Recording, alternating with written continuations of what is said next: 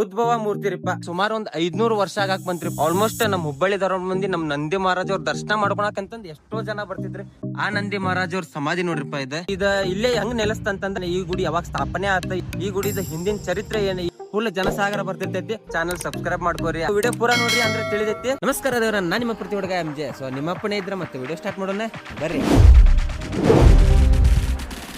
ನಮಸ್ಕಾರಪ್ಪ ಎಲ್ಲರಿಗೂ. ಸೊ ನಾನ್ ನಿಮ್ಮ ಪ್ರೀತಿ MJ bro. ಎಲ್ಲಾರು ಹೆಂಗದಿರಿ? ಎಲ್ಲಾರು ಮಸ್ತ್ ಅದಿರಿ ಅಂತ ಅನ್ಕೊಂಡಿನಿ. ನಾನು ಮಸ್ತ್, ನಿಮ್ಮ ಆಶೀರ್ವಾದದಿಂದ ನಾನು ಚಲೋ ಅದೇನ್ರಿಪ್ಪ.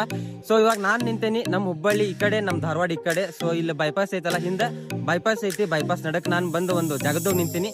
ಯಾಕ ಏನಂತಂದ್ರೆ ವಿಡಿಯೋ ಪೂರಾ ನೋಡ್ರಿ, ಎಲ್ಲಾರ್ಗು ನಿಮ್ಗೂ ಗೊತ್ತಾಕೈತಿ. ಸೊ ನಾನೊಂದ್ ಬಂದ್ ನಿಂತಿದ್ದ ಜಾಗ ಪುಣ್ಯಕ್ಷೇತ್ರ. ಈ ಪುಣ್ಯಕ್ಷೇತ್ರಕ್ಕೆ ನಮ್ಮ ಹುಬ್ಬಳ್ಳಿ ಧಾರವಾಡ ಮಂದಿ ಬಹಳ ಜನ ಶನಿವಾರ ಅಂದ್ರೆ ಶನಿವಾರ ಬರ್ತಾರಿಪ್ಪ. ಫುಲ್ ಜನಸಾಗರ ಬರ್ತಿರ್ತೈತಿ. ಸೊ ಈ ಗುಡಿ ನಾನು ಇವತ್ತು ಎಕ್ಸ್ಪ್ಲೋರ್ ಮಾಡಕ್ ಹೊಂಟೀನಿ.